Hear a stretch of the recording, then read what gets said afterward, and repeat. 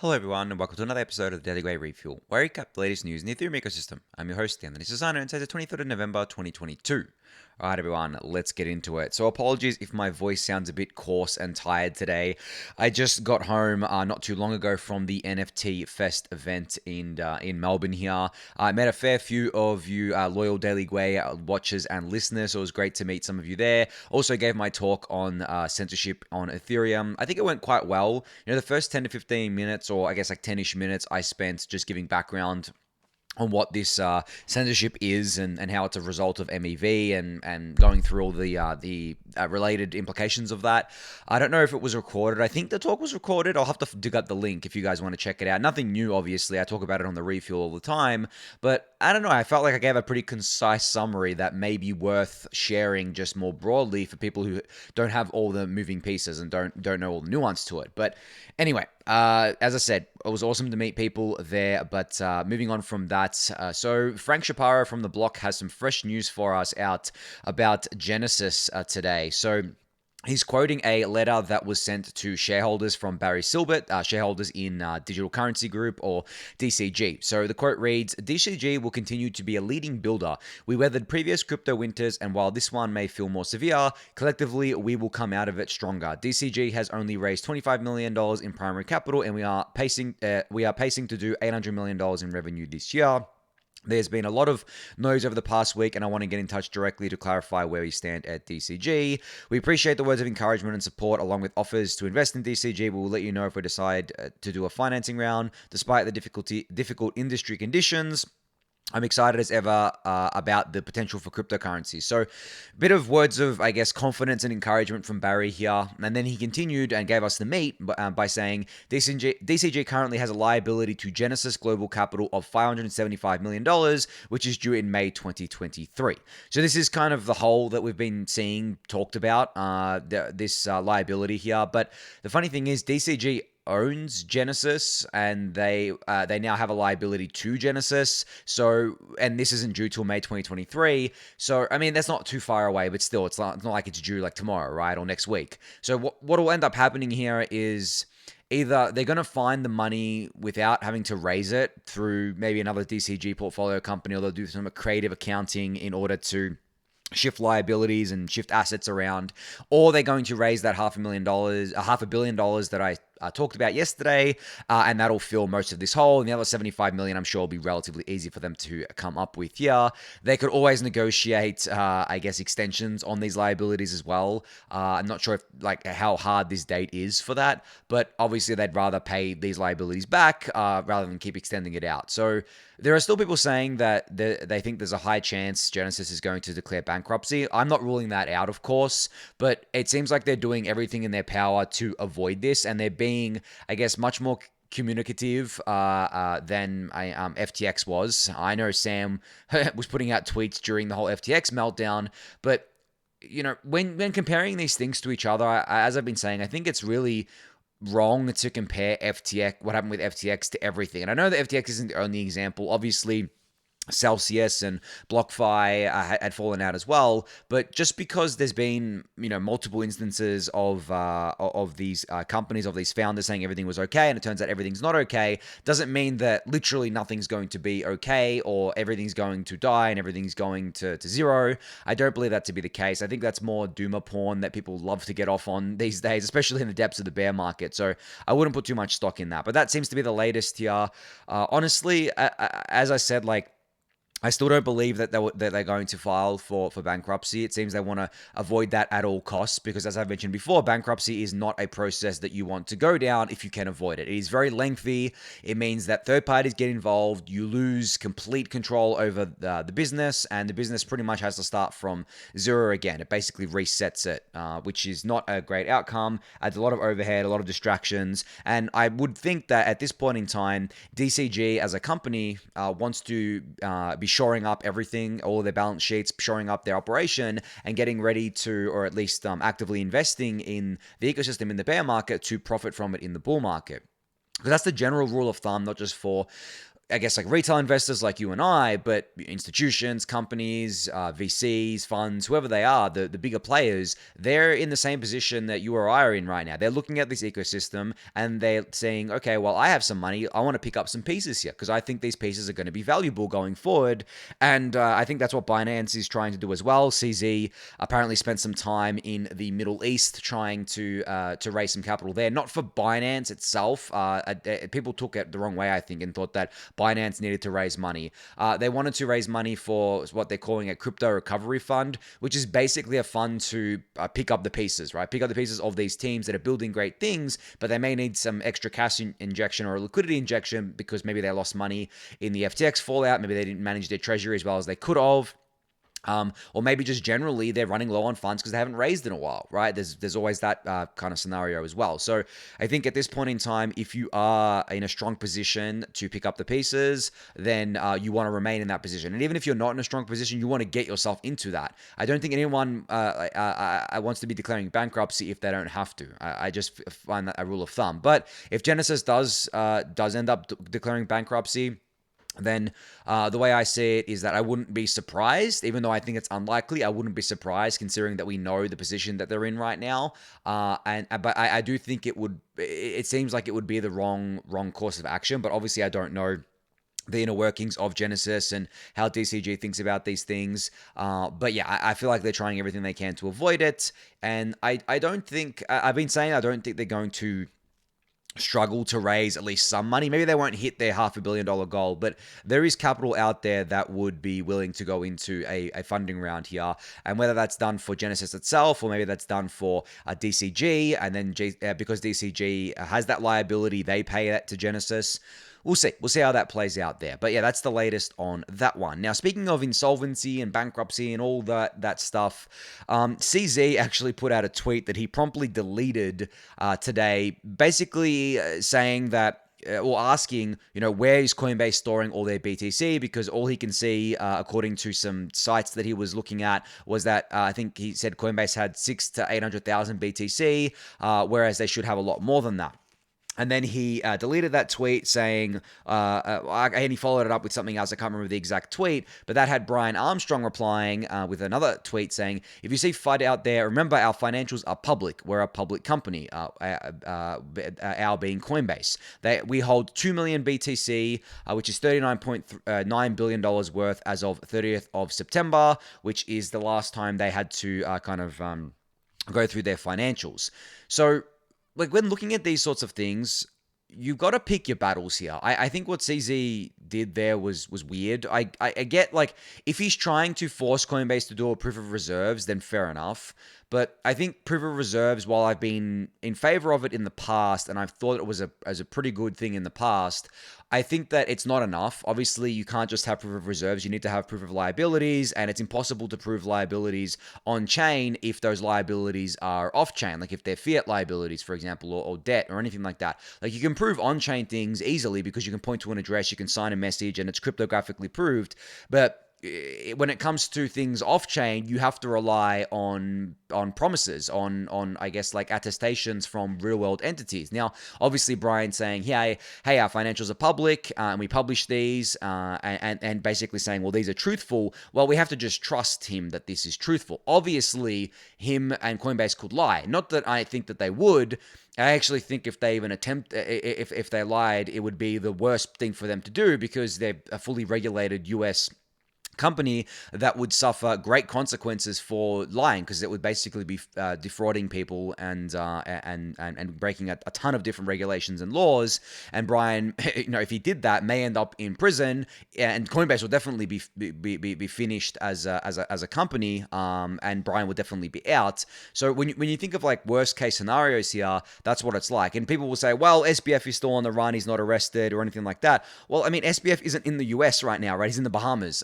If SBF was in the US at time of FTX's collapse, he probably would have been arrested, or at least his mobility would have been severely limited because he would have a warrant out for his arrest, right?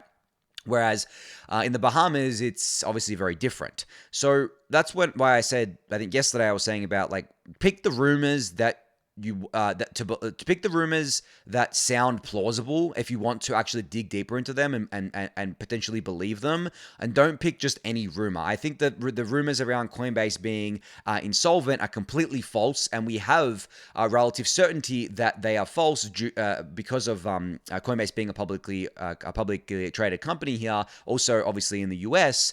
And I do see the other side of things where people are also like, well, Coinbase doesn't actually do proof of reserves at all. We don't know what addresses they own. We have to guess. And look, that's always been the case with Coinbase. They have never publicly disclosed which addresses they have. They have a very complex setup, from what I can tell, in terms of cold storage and even their hot wallets. So I don't think they're going to disclose that for their own reasons. Does that mean that they don't have the crypto that they say they do? No, not at all. I don't believe that for a second. And as I said, you have to pick your battles when it comes to these things. So I just wanted to touch on that because I obviously CZ gets a bit of credit because he called the FTX fallout, right? He basically saw that coming, but I think that this isn't the first time he's made a mistake with a tweet. There's been two others that I can remember. The first one was when he suggested that Bitcoin be rolled back in order to reverse a hack on Binance.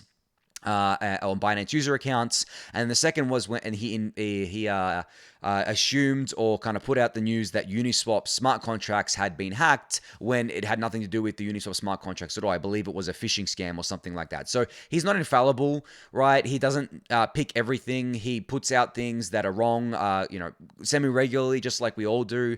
And I think deleting it is kind of weird. He could have just followed up the tweet and saying, this was a wrong tweet to say. This is spreading unnecessary FUD. Blah blah blah. Here's the tweet from Brian. If you delete it, people still see it. They screenshot it. It's never gone, right? Once you put it out there, it's out there. So yeah. Anyway, moving on from that one onto some news about Alexey Pertsev, the Tornado Cash dev that was arrested in the Netherlands. We finally got some news here. So they kept him locked up for 3 months, and what did they charge him with? Well, they charged him with money laundering for writing for writing some code, basically, right? And there's more info in this thread that I link in my tweet here from Aaron Van Werdum here.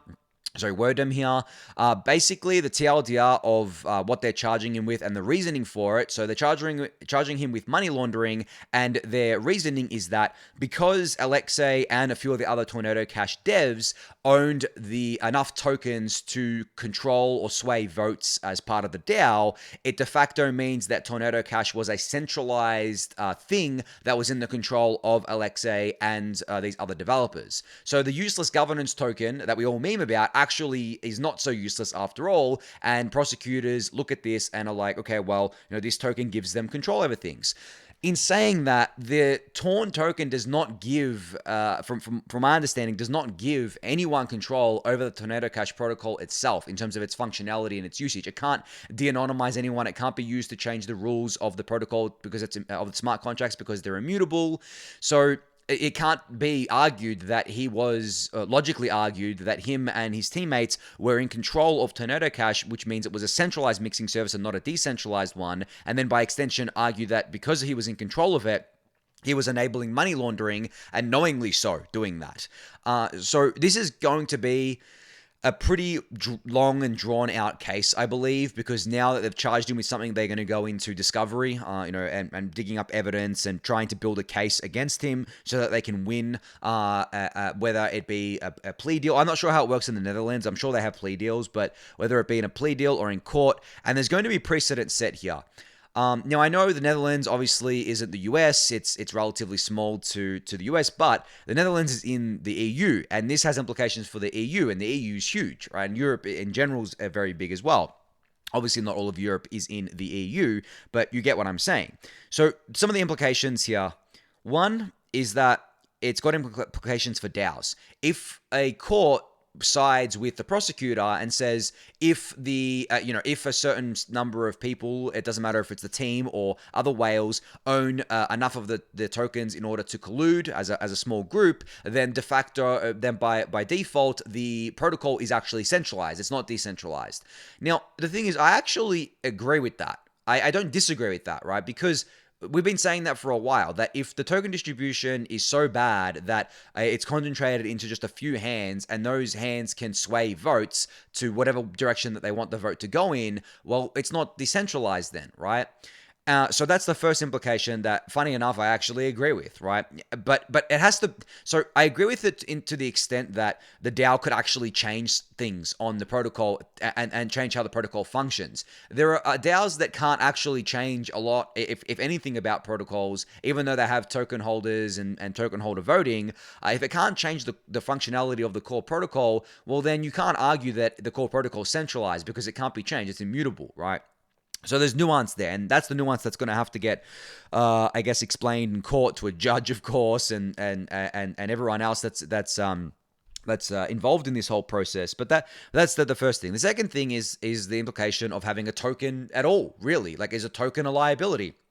I think, honestly, for some projects it is. And one of those projects, obviously, is Tornado Cash. And then by extension, is governance in general a liability for a project? Should we be aiming for tokenless, minimally governance protocols, or completely void of governance protocols? Yeah, in some instances we should. I honestly think Tornado Cash should not have a token. It should be completely and decentralized with no DAO attached to it, and it should just be a public good. That way, there is no one to go after. But because they issued the token, because they created a DAO, they've opened, they being the Tornado Cash team, they opened themselves up to this. And I'm not saying whether it's right or wrong or anything like that. And obviously, I believe it's wrong to charge someone with money laundering for writing code, but they're not just doing it for writing code. They're justifying it by saying that he wrote the code, but he also enabled, he was also in control of the platform that enabled the money laundering to happen.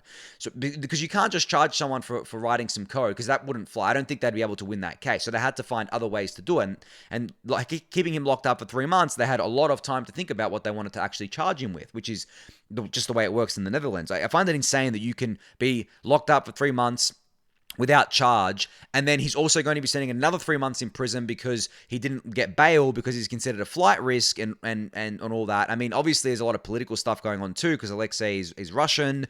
I don't have to explain why that's political for obvious reasons, but there's all that plays into it as well. So are we going to see, I guess, like, one of two things happening? Are we going to see more protocols launching without tokens and without DAOs and without any form of governance? I think so. It's not going to work for every protocol, of course, but the things that may be, or may run afoul of regulators and nation states more, such as privacy mixers, will probably fall into that camp.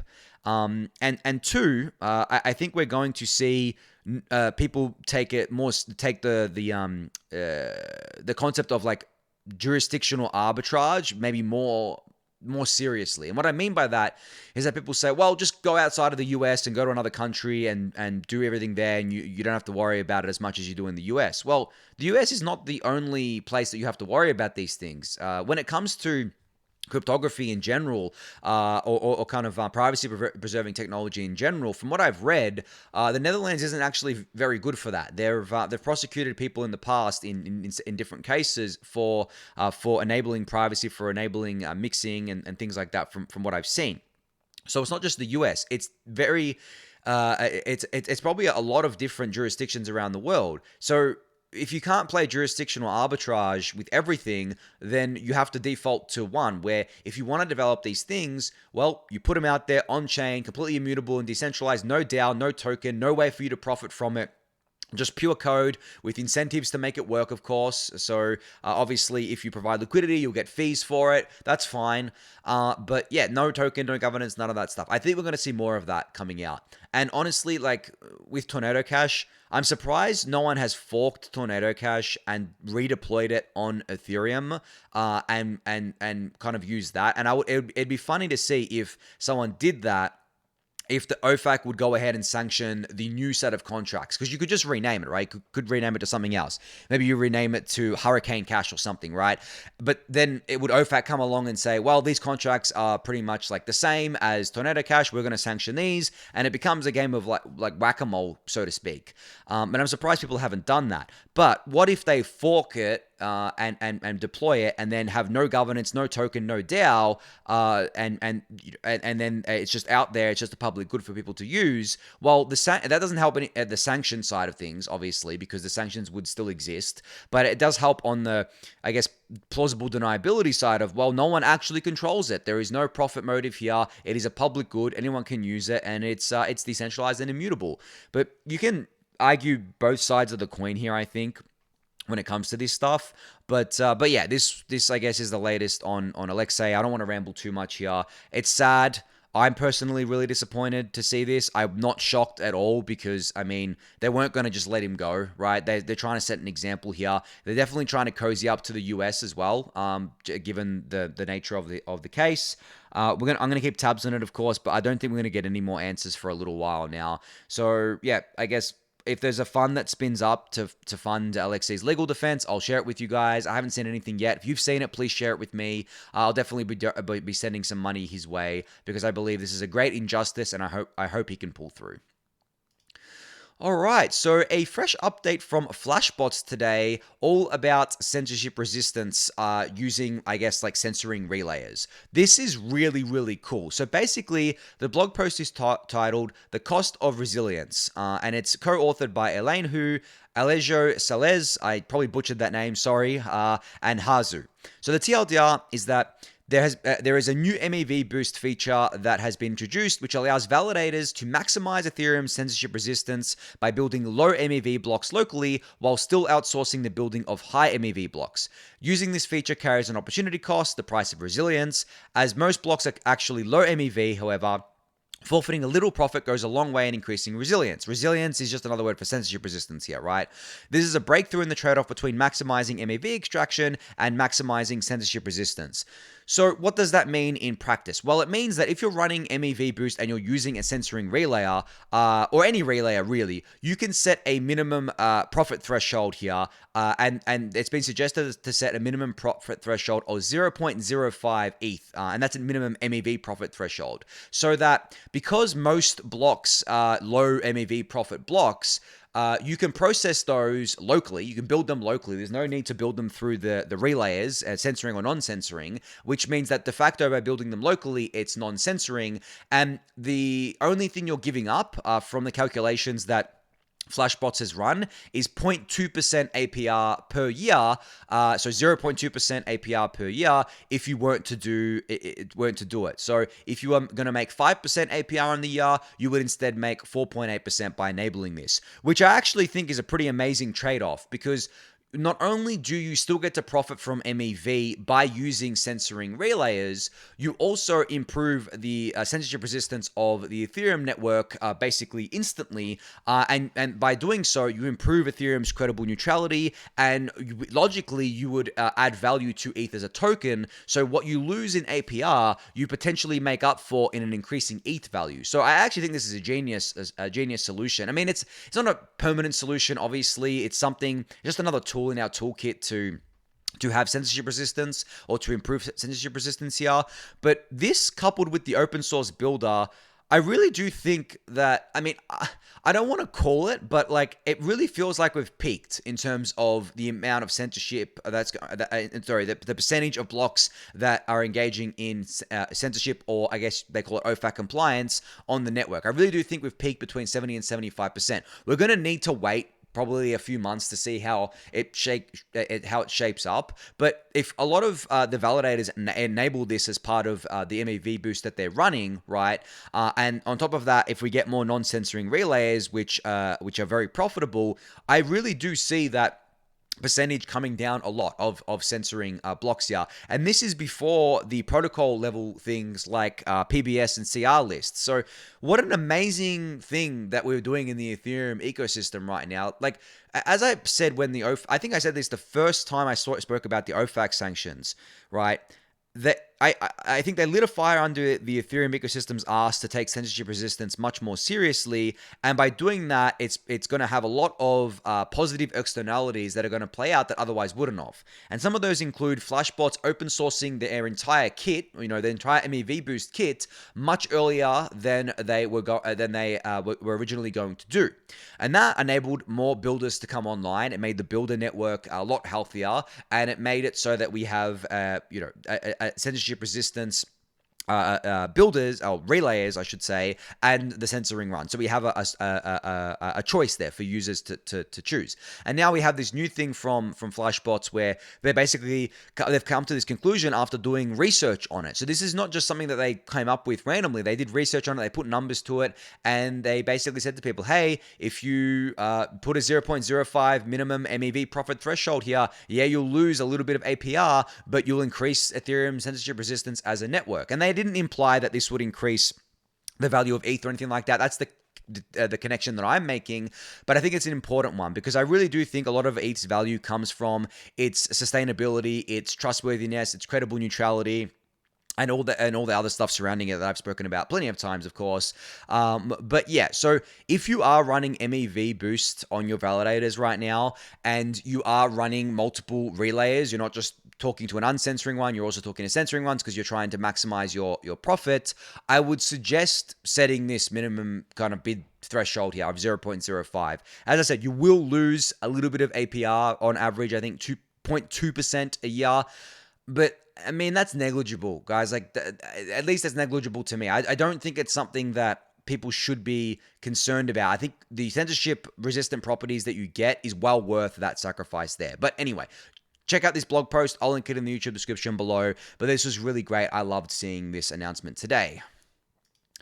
All right, so moving on to just a tweet from Marius here from Geth. He said, just started looking at a Z-Salt? Oh, man. Or Salt. Maybe the Z silent there. I stuffed up the name.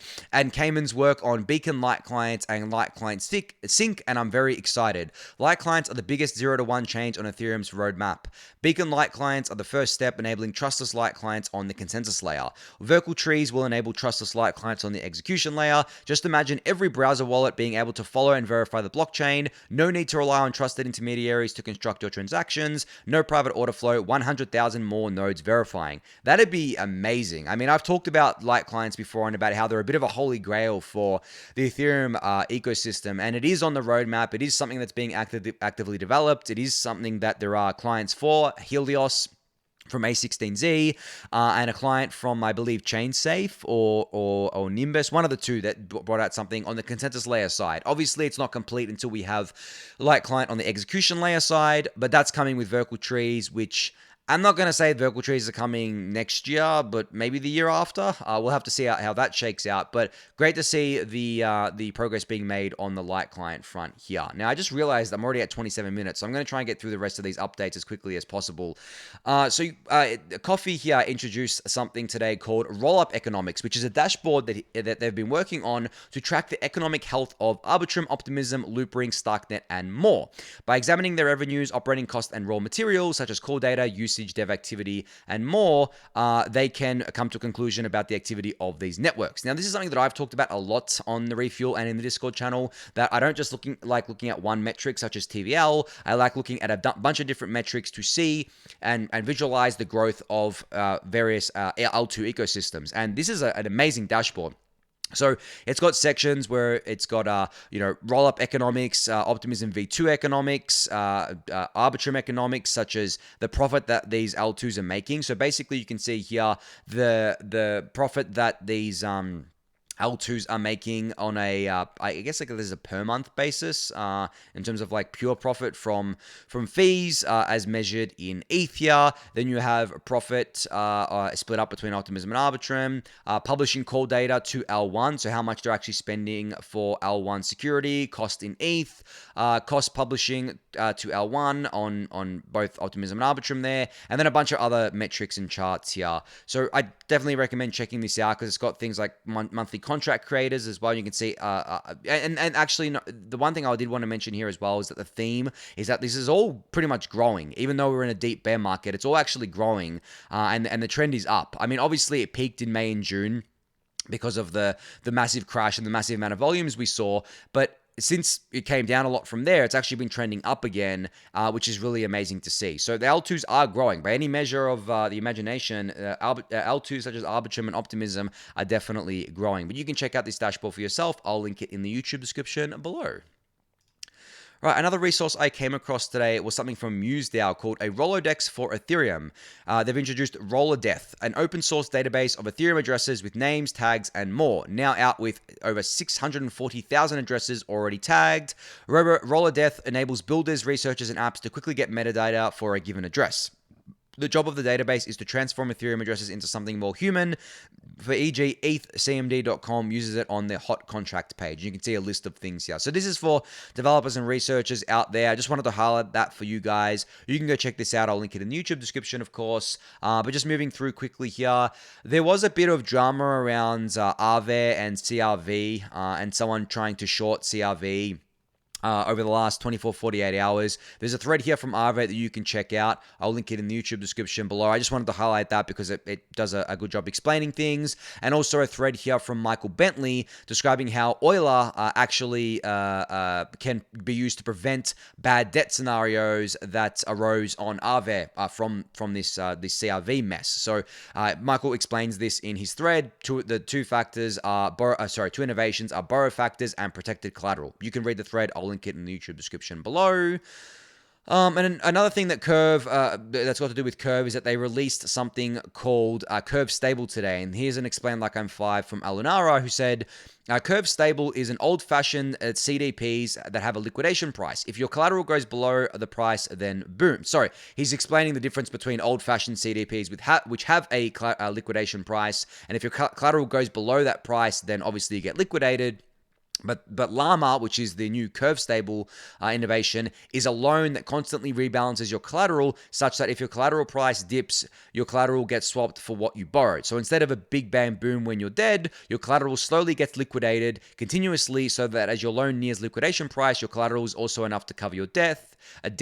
Cover your debt. And now this is a personal guess, but if you take a loan at $1,000 ETH and ETH wicks from $1,000 to $30 back to $1,000, you probably won't be liquidated. So it's basically, as Ali says here, Maker's CDP design with DeFi Saver baked into it. So it's pretty cool. I think it's a pretty cool little innovation here. I like the name, of course. Love all the Llama ecosystem stuff that's kind of formed around the Curve ecosystem. And kudos to them for bringing out some new DeFi innovation in a bear market. But I'll link this in the YouTube description below. There's a bunch of comments that you can read through to get more information about this. Of course, Polygon's out with another big BD-related announcement today. So Magic Eden, which is a NFT marketplace that first deployed to Solana, then to Ethereum mainnet, is now on Polygon. So Magic Eden, from what I saw, was really one of the only things on Solana that managed to gain some sort of organic traction, especially during the NFT mania, because that's NFT stuff, right? Like, people love NFTs, and Solana NFTs seem to have done okay-ish, relatively to other things on their network. Well, now, Polygon has landed the Magic marketplace on Magic Eden marketplace, I should say, on its POS network here. So congrats to them for landing this. Another big BD win for them. I'm sure Magic Eden will be deployed to other networks such as Arbitrum and Optimism in the future, but the fact that they went from Solana to Ethereum to the Polygon POS chain is pretty funny to me, right? Because usually projects don't obviously start on Ethereum and then go elsewhere, but this time they started on Solana, but they still deployed to Ethereum and still deployed to Polygon POS. And as I said, I think they're still going to deploy to L2s. So it's great to see that there's still that, I guess, like redeployment or cross deployment going on, even if the ecosystem isn't EVM compatible, because Magic Eden on Solana had to be built for Solana. It's not an EVM compatible network, so they had to actually build it again for Ethereum. But obviously they didn't have to build it again for the Polygon POS chain, and it's much easier for them to redeploy. But the fact that they've put effort into doing this is really cool. So yeah, great to see this deployed to the POS chain. And finally here, an announcement from Maker. So Rockerpool staked ETH, or rETH, has been deployed as a new collateral type on the Maker protocol. Through the new rETH-A vault type, users can now generate DAI from rETH. The minimum collateralization ratio is 170%, a stability fee of 1.5%, and a debt ceiling of 5 million DAI. Obviously, that debt ceiling is quite small right now, but this is typical with new assets that are added, and then over time, the debt ceiling increases, and you can borrow more. But this is huge for Rocket Pool. I actually discussed this a while ago when this was going through the voting process on Maker, but it's going to increase demand for rETH, which will increase demand for Rocket Pool mini pools and generating obviously more rETH through the spinning up of all these new mini pools, and obviously increase Rocket Pool's share of the beacon of the validators on the beacon chain, which is always a positive. But I think on that note, that's going to be it for today. So thank everyone for listening and watching. Be sure to subscribe to the channel if you haven't yet. Give the video a thumbs up, subscribe to the newsletter, join the Discord channel, and I'll catch you all tomorrow. Thanks everyone.